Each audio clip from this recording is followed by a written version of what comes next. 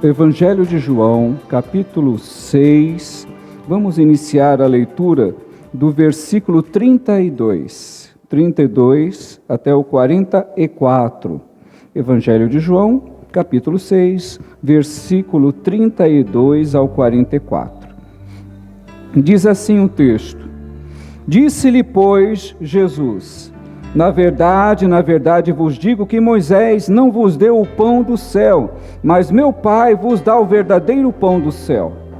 Porque o pão de Deus é aquele que desce do céu e dá vida ao mundo. Disse-lhe, pois, Senhor, dai-nos sempre desse pão.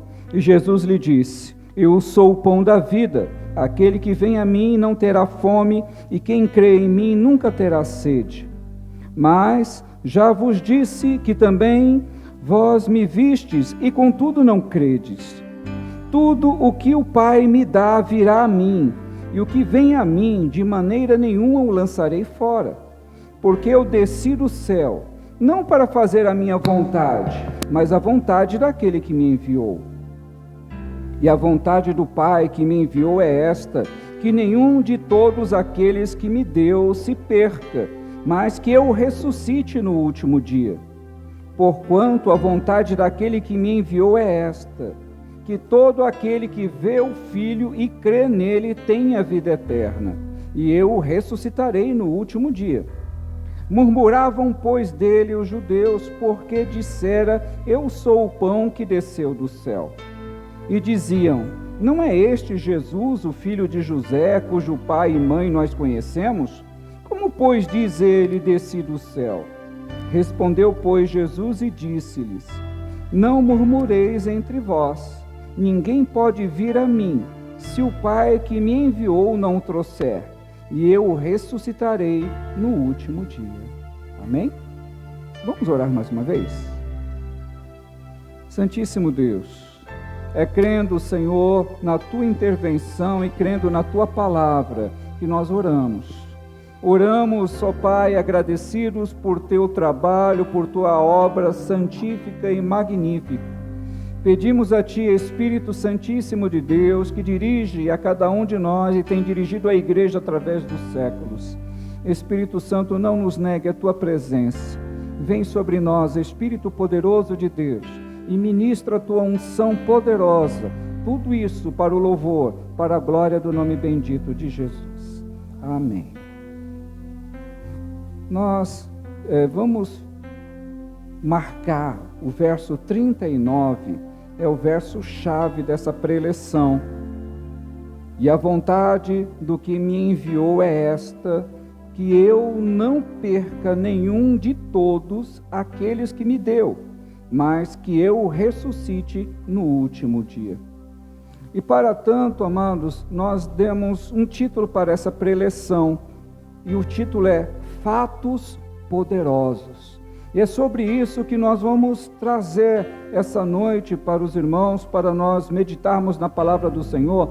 Que fatos são esses que são tão poderosos, que fazem com que milhões de pessoas espalhadas pelo mundo, eu e você e várias milhares de pessoas, nesse exato momento, nesse Brasil enorme, estão muitos homens e mulheres de Deus louvando, exaltando ao Senhor, e em muitos lugares também, nesse exato momento, muitos estão assumindo a tribuna para ministrar a palavra. Que poder é esse que mudou a história do mundo, tem mudado e ainda vai mudar muitos milhões e milhares de homens e mulheres? Que palavra é tão poderosa a ponto de fazer com que as pessoas mudem a sua vida, se deixem ser conduzidos pelo Espírito Santo de Deus, se deixem ser conduzidos por algo que nós não podemos ver, não é palpável, você não pode documentar, é uma questão de fé, e prática. O Evangelho é isto, é algo que nós cremos, é algo que nós, assim, temos seguido, e muitas pessoas dedicaram a sua vida pela causa do Evangelho. Em muitos lugares, muitas pessoas abriram mão de sua família, outros abriram mão da sua carreira profissional, Por quê? Porque foram chamados por esse Jesus, foram chamados por Jesus, sentiram um chamado e assim tomaram decisões que para alguns familiares e para algumas pessoas que são amigas, que elas não compreendem porque não faz sentido. Como é que você vai e assume uma posição de fé e abre mão de tantas coisas que são palpáveis, coisas que é possível mensurar, que é possível medir, que é possível tocar? Como abrir mão de tanta coisa assim por algo que não se vê, por um ser que existiu e já morreu? Como pode tantas pessoas adorar a esse nome? Como pode tantas pessoas se renderem, passar por um batismo, assumir uma postura? E como nós vemos estudando há tempo, em alguns lugares do mundo, algumas pessoas, elas são expulsas do seu meio familiar. Algumas pessoas até mesmo vieram à morte por causa de assumir essa posição de cristãos. O que faz com que tantas pessoas adorem a esse Deus que é invisível, que ame a esse Jesus que já morreu há 2000 anos atrás. Que fatos são tão memoráveis e tão poderosos que transformam a vida de milhões e milhões de pessoas.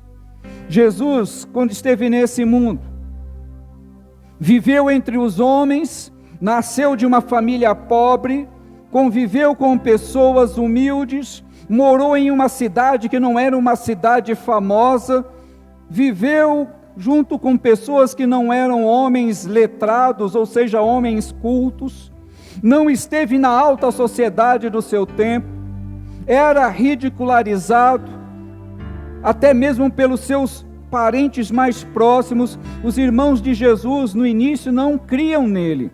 Jesus não tinha a companhia até mesmo dos seus irmãos. A sua mãe sim, por saber da forma como foi concebido Jesus. Maria, desde o início, sempre soube que Jesus era algo vindo da parte de Deus, porque ela era virgem quando o Espírito esteve com ela e disse que ela estaria grávida. Então ela era uma pessoa que tinha essa fé fidedigna, porque ela era uma testemunha viva de que ela era uma jovem quando o Espírito disse a ela que ela estaria grávida. Então ela foi a primeira de todos aqueles que posteriormente vieram a crer em Jesus. Maria foi a primeira a crer e a ter fé firme de que aquilo que estava sendo gerado no ventre dela, de que aquele bebê que ela estava gerando era algo especial e da parte de Deus. Então o primeiro testemunho de alguém que creu em Jesus foi da sua mãe. Mas os irmãos de Jesus não criam nele. Nós não temos a história da infância de Jesus. Existem alguns livros que são chamados livros apócrifos. São chamados de apócrifos porque não são livros que têm uma clareza e não foram aceitos pela tradição cristã. São muitos livros, são tantos livros que formam uma outra Bíblia, chamada Bíblia Apócrifa, porque os seus livros não são aceitos pela tradição, não são canonizados, ou seja, eles não foram considerados inspirados. E existe um livro que desses da Bíblia Apócrifa que diz que cita a infância de Jesus. Esse livro é tão fantasioso que ele conta que Jesus, quando criança, quando encontrava um pássaro morto, que Jesus colocava esse passarinho na sua mão e assoprava e o passarinho saía batendo asas. Isso nós não sabemos se realmente existiu, pode até ter feito, mas a Bíblia não relata nada disso. O único livro, o único autor que relata alguma coisa da infância e aliás mais da juventude de Jesus é Lucas. Lucas é o único que cita Jesus na infância e cita Jesus na sua pré-adolescência, quando a família de Jesus havia ido para Jerusalém para adorar, e Jesus ficou ali no templo junto com os doutores da lei. Lucas cita que Jesus ficou ali e a família, quando retornou para Galiléia, como era uma grande família e geralmente eles andavam em caravanas, Maria, juntamente com José e com outros parentes, só foram dar falta de Jesus quando eles já tinham percorrido um percurso de um dia de viagem.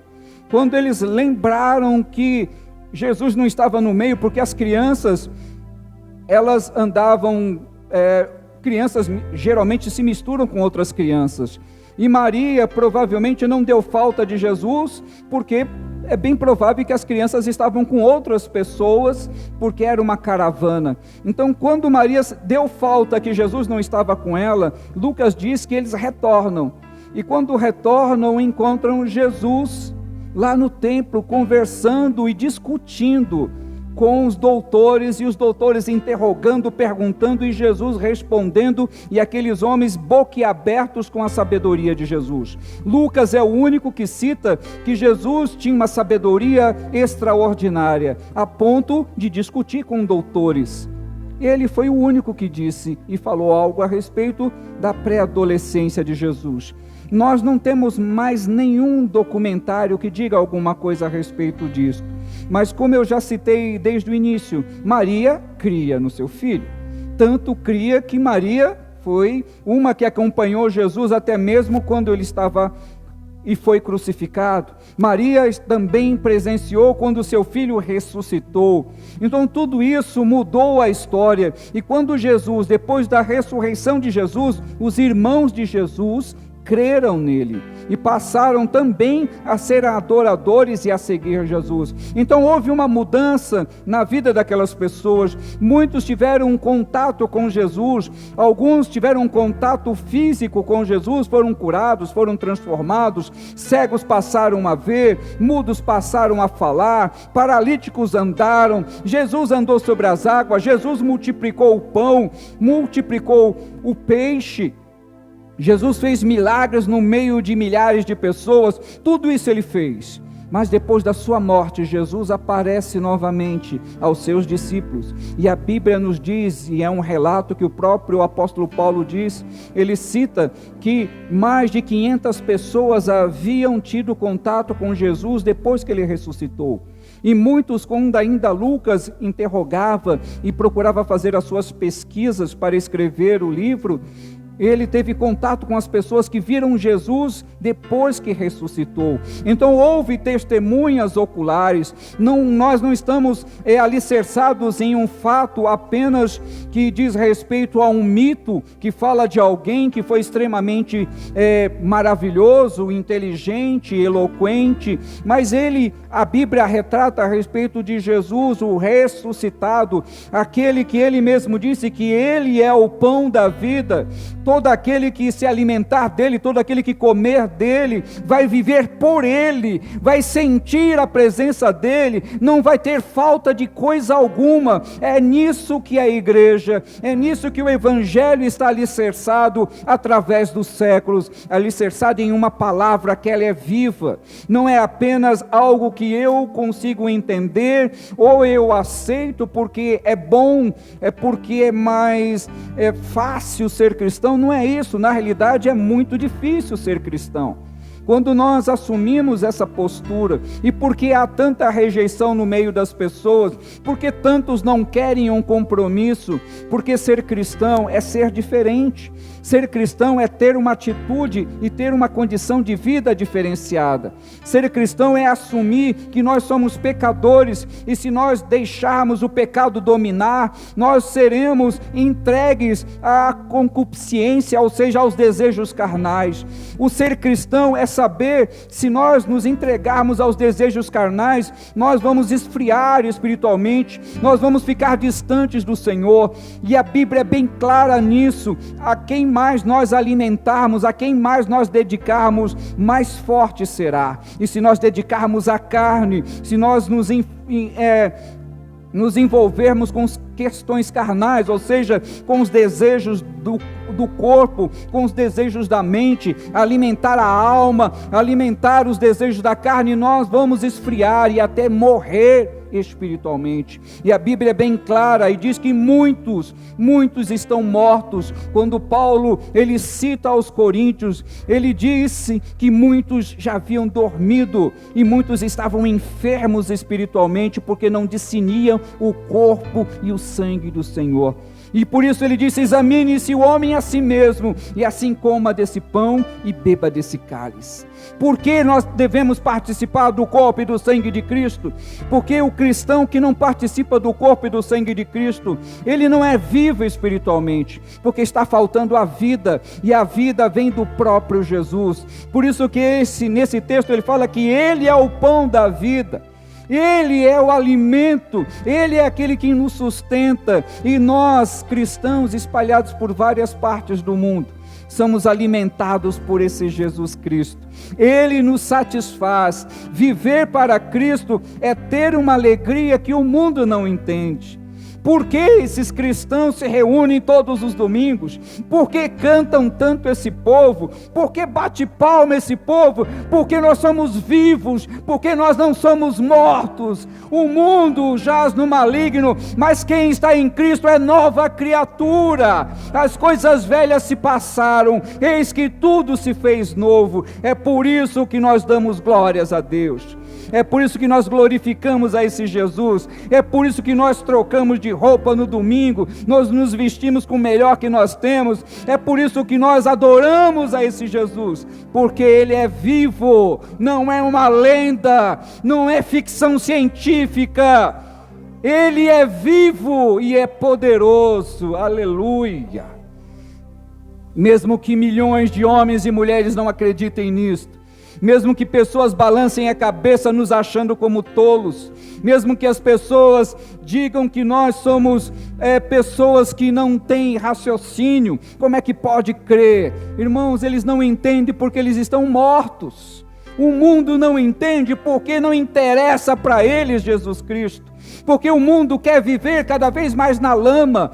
Vocês já viram, se não viram, a maioria das pessoas sabe que o porco é um animal que mesmo depois que o dono vem a limpar, lavar, para quem já visitou um chiqueiro, mesmo os animais que eles são limpos, são banhados, o cheiro do chiqueiro é um cheiro muito característico. E o animal, o porco, mesmo que o dono lavar, e esse animal ele for solto, a primeira poça de lama que ele encontrar, ele vai se espojar, vai se sujar, vai se lamear, porque a natureza desse animal é uma natureza que ele procura as coisas que para nós são coisas sujas, por isso que é chamado de porco, senão ele é chamado de limpinho. Ele é chamado de porco porque ele gosta das coisas que para nós seres humanos é ruim. E esses animais que são soltos, que são criados soltos, eles procuram qualquer coisa para comer. Eles podem comer qualquer coisa. E eu nem vou citar aqui para não atrapalhar. Mas esse animal que nós chamamos de porco, ele faz coisas e come coisas que outros animais não comem. Não comem.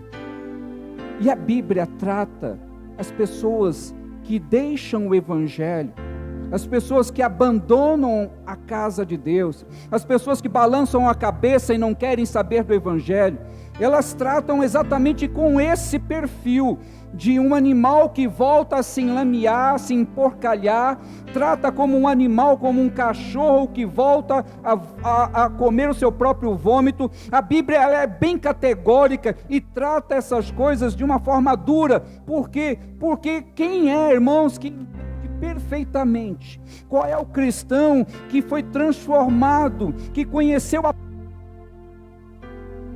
Porque as pessoas confundem pessoas que leem com pessoas que sabem. Uma pessoa que lê não quer dizer que ela saiba. Ele pode ter lido a Bíblia várias e várias vezes e não entender. Então uma pessoa que pode ter lido várias vezes, pode não ter sido revelado para ele as verdades que para você são reveladas.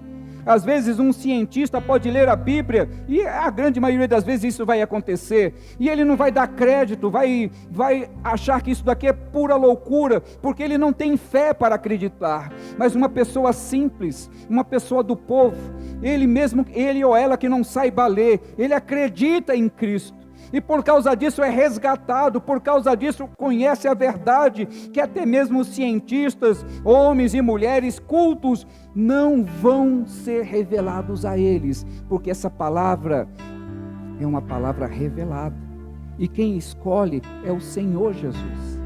É Ele quem te escolheu, é Ele quem me escolheu, não é o contrário, não é como muitos imaginam, como se Jesus fosse uma mercadoria de segunda linha, como se Jesus estivesse ali e qualquer um pudesse pegar. É Ele quem te escolheu, porque Ele é Senhor. Isso faz parte da natureza dele. Jesus te escolheu porque Ele te chamou, e se Ele te chamou, Ele te limpou assim como a mim, e Ele transformou a minha vida como tem transformado a vida de cada um de vocês. Jesus estava falando dessa transformação. Enquanto Jesus falava disso, depois dele ter multiplicado os pães e ter multiplicado o peixe para aquela multidão, Jesus foi para outro lado do lago de Genezaré, e lá, quando as pessoas procuraram ao Senhor Jesus, e alguns dos fariseus e doutores da lei questionavam a Jesus, porque ele tinha esse discurso e aquilo não fazia sentido para eles. E Jesus foi mais profundo ainda. Jesus quis chocar, Jesus quis bater de frente com aqueles homens, quando Jesus disse assim: olha, e não beber do meu sangue. Jesus disse: olha, a minha carne verdadeiramente é comida, e o meu sangue é verdadeiramente bebida. Aquele que não comer da minha carne,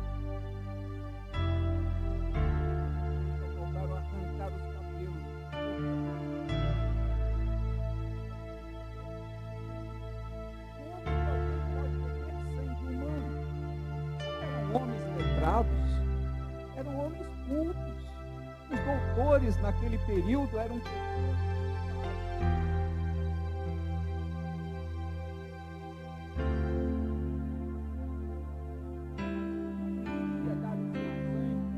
porque até isso seria proibido pelo próprio Deus. Então Jesus estava falando de algo espiritual, mas a Bíblia é bem categórica nesse trecho. E João cita que aqueles homens ficaram horrorizados. Quem é que pode comer a carne desse homem? Quem é que pode beber o sangue desse homem? E é isso que eu estou afirmando para você essa noite, irmãos. Pode parecer que para você a coisa é tão simples, porque o Espírito Santo ele fala na tua mente, então você entende essa palavra, e você pode achar que todas as pessoas entendem como você, mas isso não é verdade. Jesus estava falando de uma verdade espiritual para homens que também eram espirituais, e eles não estavam entendendo coisa alguma, porque para eles não havia sido revelado. Mas Jesus havia falado para uma multidão de 5.000 pessoas, mais de 5.000, porque tinham 5.000 eram homens, então existiam talvez o dobro de mulheres, o dobro de crianças, e eles realmente creram em Jesus. Mas quando chegaram aquela meia dúzia de doutores, Jesus fez questão de falar algo que iria confrontá-los. Por quê, irmãos?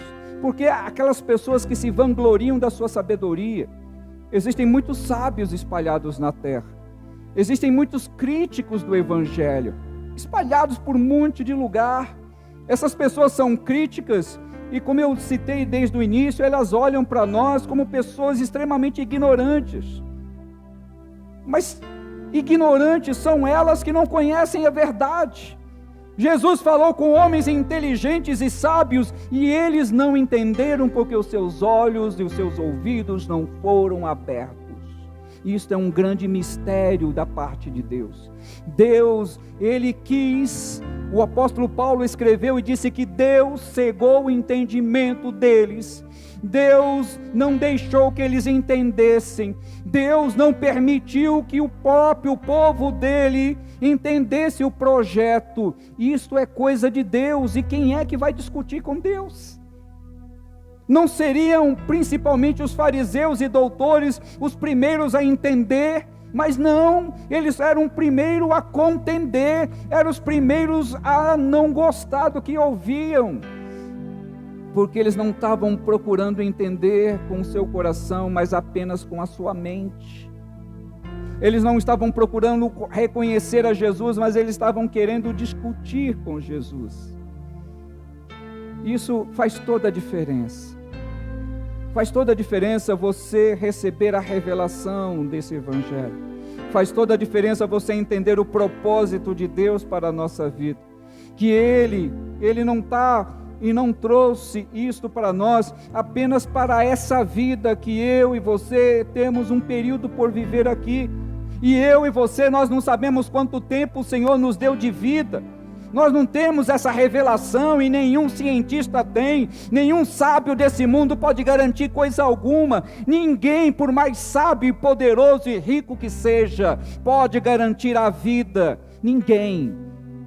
Todos sabem que vão passar dessa vida, mas 98% da população do mundo não tem ideia para onde vai depois da morte. Só os cristãos sabem para onde vão depois da morte.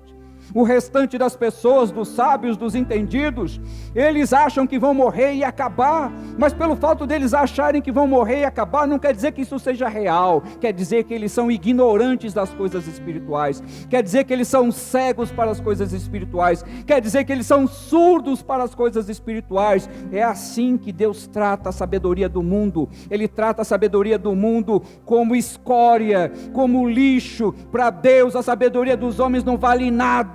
Mas os homens se vangloriam dos seus diplomas, os homens se vangloriam do seu dinheiro, os homens acham que são tão importantes porque têm cargos. Isso para Deus não vale coisa alguma, para Deus não tem valor nenhum. Mas para os homens valorizam aqueles que têm maior cargos, os homens valorizam aqueles que estão na alta sociedade, os homens até baixam e se curvam aqueles que são mais importantes, e isso para Deus é nada, é zero. Mas você, meu irmão e minha irmã, você tem um grande valor no mundo espiritual.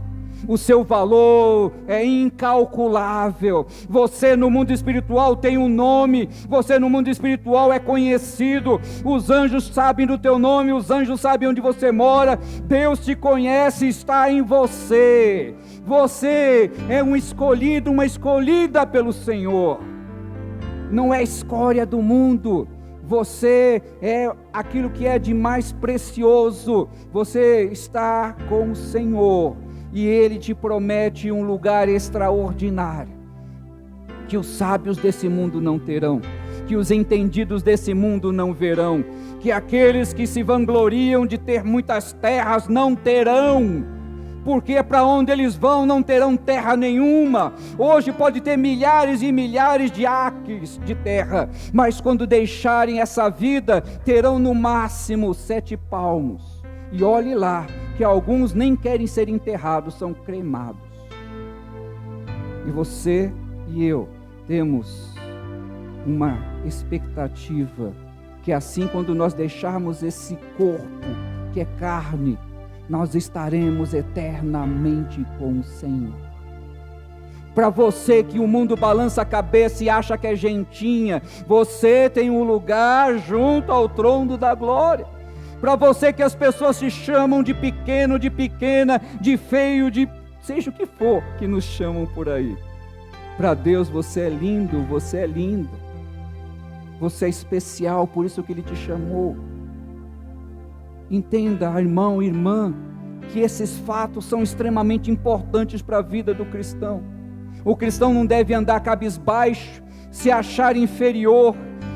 Não, você tem promessas magníficas para a sua vida, para você viver nesse tempo agora, e no tempo futuro mais ainda, irmão, irmã. Que maravilha, que graça, que glória, que majestade, que honra que você tem, que honra que eu tenho. Quem somos nós para merecer tamanha honra e tamanha graça? Quem somos nós? E Ele olhou para nós com um olhar de misericórdia, mas balançou a cabeça para os sábios e entendidos.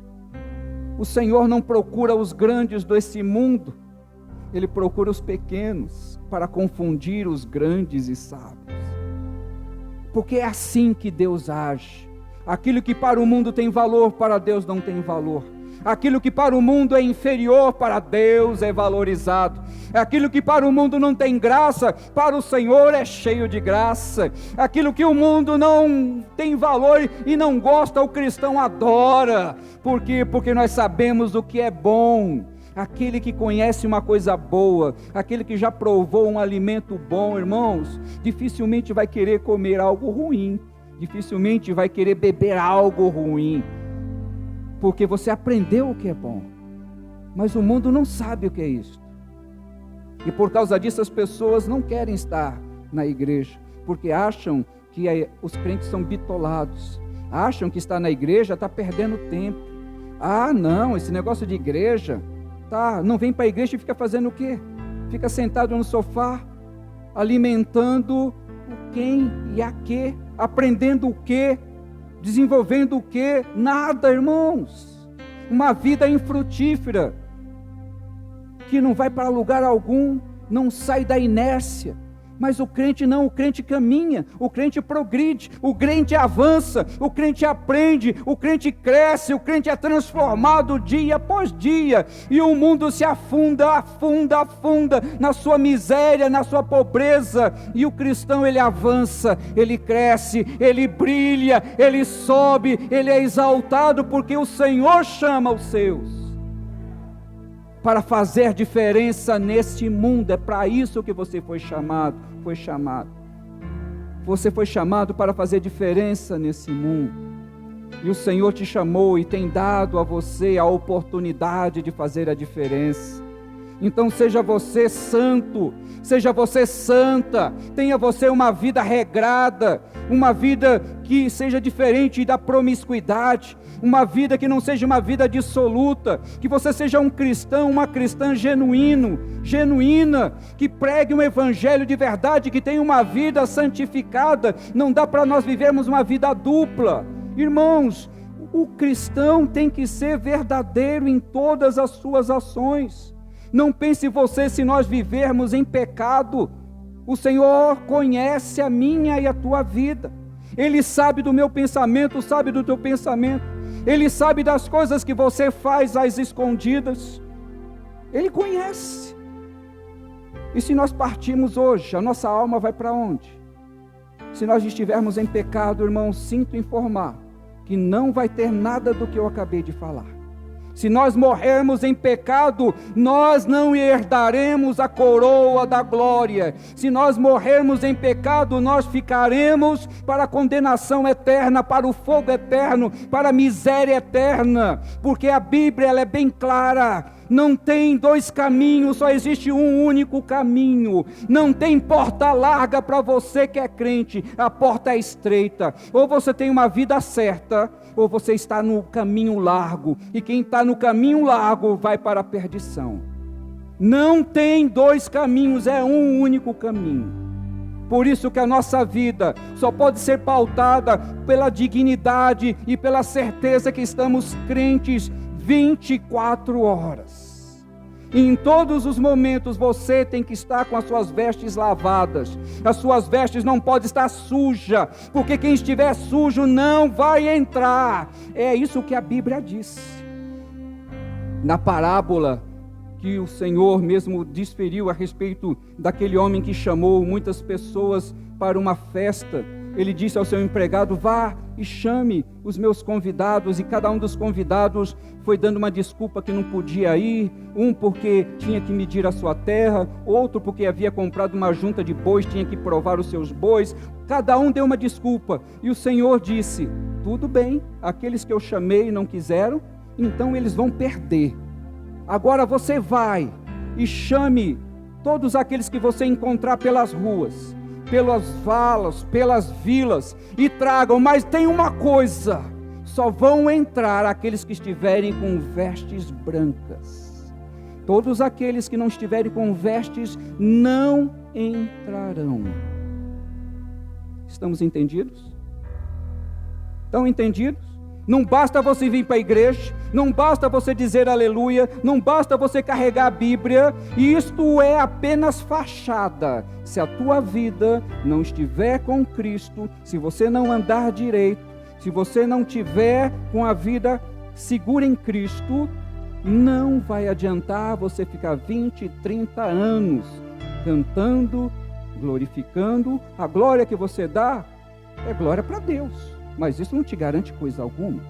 O que nos garante a salvação é nós estarmos com as vestes lavadas. Só assim eu e você entraremos no reino celestial. É por isso que a igreja do Senhor, ela não faz barganha. É por isso que a igreja do Senhor é uma igreja que não é comprada por ninguém. Não adianta vir aqui e dar com um cheque e falar: ó, pastor, eu estou garantido a minha fé, o meu lugar.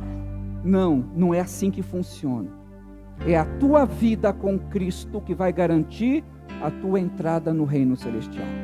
Se você não tem medo de ir para o inferno, então continue com a vida torta. Mas se você tem vontade de estar com o Senhor, de ver Jesus como Ele é, de estar na glória, de receber um novo nome, de poder ser uma nova criatura, de poder desfrutar da glória de Deus, então vamos estar com as vestes lavadas no sangue do Cordeiro. Por isso que a igreja, às vezes, algumas igrejas elas estão vazias, porque quando a igreja e alguém prega a verdade, muitos não gostam. Por quê? Porque a verdade, ela incomoda. Em muitos lugares onde pode entrar do jeito que está e fica do jeito que está, às vezes está com as portas abertas, escancaradas, e milhares de pessoas vão para lá. Entram tortas e saem mais tortas ainda, com um monte de promessas falsas, e essas pessoas ficam achando que vão morar no céu, porque estão indo para uma igreja. A igreja não leva ninguém para o céu. Quem leva é o sangue de Jesus Cristo.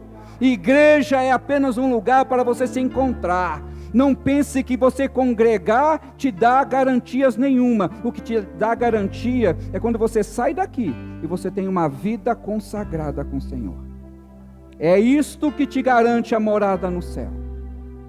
E nós devemos ter temor, porque se o Senhor, Deus, Ele deixou cego o povo judeu, não abriu a mente dos judeus, Deus não quis abrir a mente deles, Deus cegou.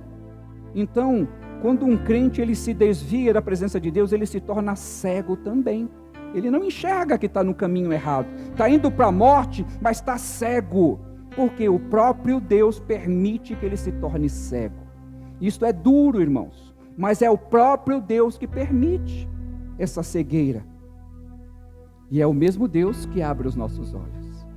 O Espírito Santo, ele fica cutucando, porque o Espírito Santo, ele zela pela minha e pela tua alma. O Espírito Santo, ele zela pela minha e pela tua vida. Todas as vezes que nós erramos o caminho, o Espírito Santo vai lá e fala: você está errado, você está errada, não é assim. E por que a gente ouve essa voz? Porque o Espírito Santo nos ama. A partir do momento que você não se incomoda com o que você está fazendo de errado, é porque o Espírito Santo já está bem distante de você. E eu sinto informar que quando o Espírito Santo se afasta, se entristece, nós também sucumbimos e morremos espiritualmente. Se você não quer morrer espiritualmente, ouça a voz do Espírito Santo, endireita a sua vida, conserta os seus caminhos e anda direito com o Senhor. Porque, como a Bíblia nos diz, todo aquele que comer da carne e do sangue indignamente come e bebe para a sua própria condenação. Isso é muito sério. Comer pão e beber vinho na igreja não é garantia de nada. Por isso que nós expressamos a palavra de Deus e falamos abertamente para quem vai participar do corpo e do sangue do Senhor, tem que estar com a sua vida em ordem. Porque se não tiver em ordem, está comendo para a própria condenação. Então, aprenda a discernir o corpo do Senhor. Confie em Deus e honre o nome santo do Senhor. Fique firme nas promessas do Mestre. Fique firme no chamado que você recebeu. Você é um homem e uma mulher de Deus, que tem promessas para essa vida e promessas para a vida futura. Amém? Você quer isso na tua vida? Você entende o propósito de Deus?